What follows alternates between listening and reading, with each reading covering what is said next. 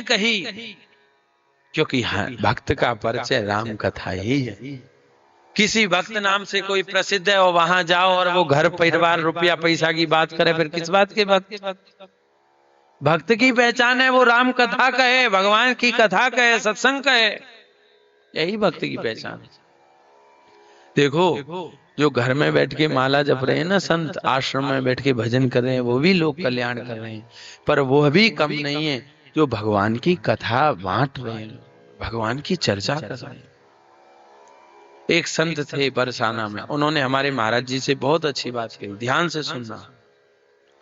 उन्होंने कहा कि राम जी जिस समय वन में गए उस समय अयोध्या की प्रजा रो रही थी, सब जानते हैं। तमसा नदी के किनारे तक रोते रोते बूढ़े वृद्ध बालक सब आए, सब जानते हैं ये बात।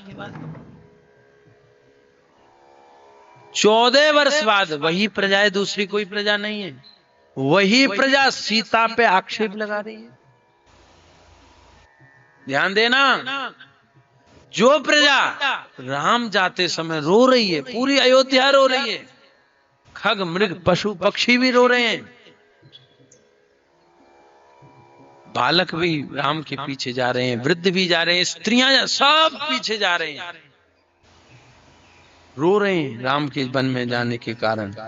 और जब 14 वर्ष के बाद राम आए तो वही प्रजा कोई दूसरी नहीं है, पर लेकिन उसी में से कुछ ऐसे हो गए, खाली एक धोबी नहीं, धोबी के संग के और भी थे, धोबी के संग में साथ देने वाले कुछ ऐसे हैं जो राम विरोध कर रहे हैं,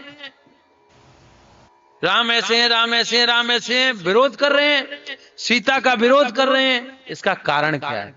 हमारे महाराज जी से किसी संत ने प्रश्न किया,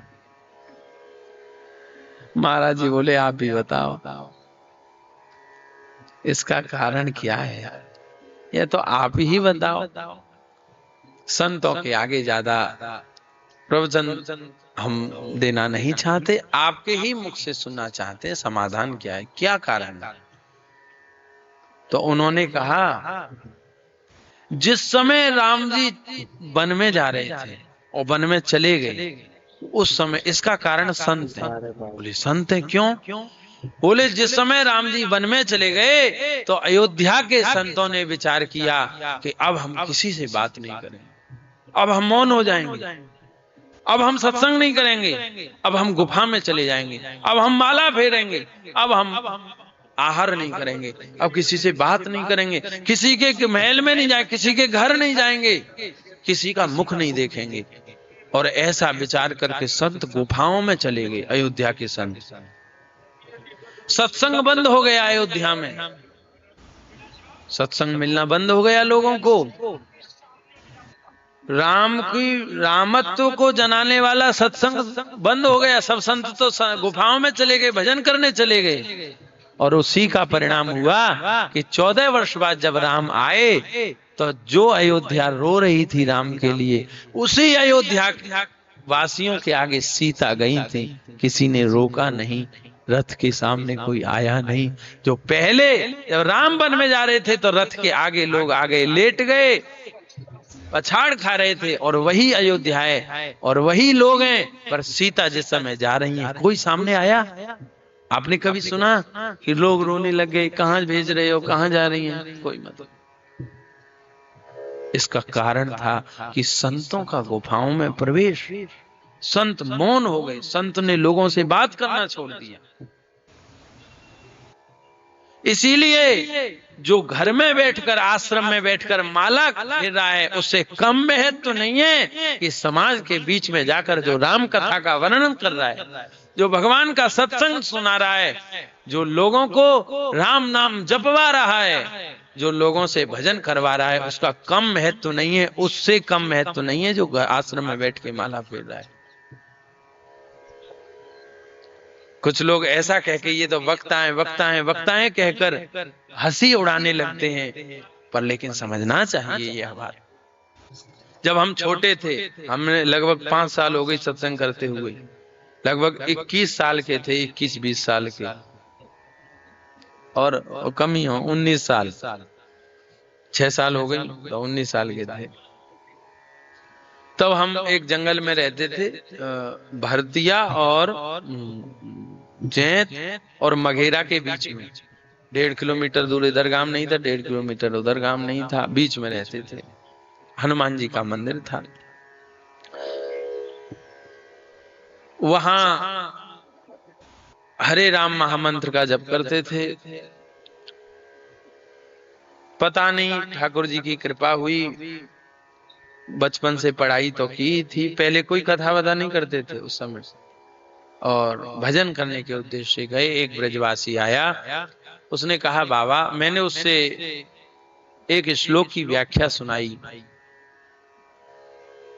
वह श्लोक अखंड मंडलाकारम व्याप्तम येन चराचरम तत्पदम दर्शितम येन तस्मै श्री गुरुवे नमः। इस श्लोक की व्याख्या सुनाई उस व्यक्ति को। उसने कहा बाबा, तुम्हारी छोटी उम्र है, तुम यहाँ जंगल में कैसे रहोगे? मैंने मन को कैसे रोकोगे? तो मैंने कहा मन भगवान है, भगवान ने गीता में कहा। उस समय भी हम ऐसी बातें करते थे। मैंने कहा मन भगवान है, भगवान ने गीता में कहा है, और भगवान को जो प्रसन्न कर ले, बस में कर ले, उसका मन बस में हो जाएगा, क्योंकि भगवान ही तो मन है। ऐसे करके हमने उसको और अखंड मंडलाकारम की व्याख्या सुना के विदा कर दिया। दूसरे दिन वो आया और बोला बाबा, हमारे यहाँ तुमको कथा करनी है। मैंने कहा 3 महीने का समय दो। और मैं वहां एकांत में तो था ही, स्वाध्याय शुरू कर दिया। बचपन से पढ़े तो थे ही संस्कृत, स्वाध्याय भागवत जी का शुरू कर दिया। फिर हमने कथाएं की वहीं आसपास की। तो जो हम कुटिया में रहते थे उससे दूर एक व्यक्ति का खेत था, वो देखते थे, वहां से हम दिखते थे। कभी कोई बाहर बैठ के माला कर रहे, जा रहे तो दिखते थे। तो उन्होंने देखा कि 6 महीने से लगभग कोई रहता है बाबा, और किसी से कोई मतलब नहीं रखता। तो उस समय हमारा भेष भी साधु जैसा नहीं बना था। तो उन्होंने कहा कि आप हमारे, वो आए और बोले हमारे यहाँ आया करो कुटिया पे। मैंने कहा हम ऐसे नहीं आएंगे। तो उन्होंने कहा हमारी घरवाली खूब भजन करती है, माला फेरती है, हम भी भजन करते हैं और महामंत्र का जप करते हैं, और संत भी हमारे यहाँ आते हैं। तो हमने कहा ठीक है, फिर जब ऐसी बात है भजनानंदी हो तो आ जाएंगे। फिर हम ऐसे ही घूमते घूमते वहां उनके खेत पे गए। तो उन्होंने कहा कि बाबा तुम सत्संग सुनाते हो, हमारे यहाँ भी कछु सत्संग सुना दो। तो मैंने वहां भागवत सुनाई, सबसे पहली भागवत मैंने वहीं सुनाई। और जब मैंने वहां भागवत सुनाई तो वो गांव में रहने वाले साधुओं के पास गए, वे लोग जो सुनते थे। उन्होंने कहा कि एक बाबा है, कुटिया पे अकेला रहता है और ज्यादा उम्र नहीं है, और वो कथा सुनाता है, बहुत बढ़िया कथा सुनाता है। सब बातें कही। तो जिससे कही उन्होंने कहा वो बाबा कैसा है जो सत्संग सुनाता है, कथा सुनाता है, एकांत में रहता है और सत्संग सुनाता है, क्यों उसकी बेमतलब बड़ाई करते? वो किस बात का? बाबा जी संत, यद्यपि हम तो संत बंद कुछ नहीं है, पर उसने ऐसा कहा। उस जिसको बताया संत को, उन्होंने गांव में ही किसी को, तो वो व्यक्ति जो कथा सुनते थे उन्होंने हमसे कहा कि महाराज हम आज अपने गांव के किसी कुटिया में मंदिर में रहने वाले संत के पास गए, उससे बताया कि एक ऐसे है, कथा कहते हैं। तो उन्होंने कहा वो संत किस बात का जो कथा कहता है? तो हमने कहा उनसे कि उनसे कल जाकर पूछना कि अगर संत कथा नहीं कहें, संत सत्संग नहीं करें, संत अपने श्री राम की चर्चा नहीं करें, तो कौन करे? रुपया कमाने वाला, इस कथा को बेचने वाला। बस उनसे यह जाकर पूछना कि सत्संग अगर संत नहीं करें, अपने राम की चर्चा संत नहीं करें, तो कौन करे? ये कमाने वाले करें, इसको बेचने वाले करें? पूछना। अब तो वो महाराज उनके वो पहले ही समझ गए, ये बात सुन के ही समझ गए, उन्हें पूछने की जरूरत ही नहीं थी। शांत हो, उन्होंने कहा ठीक बात।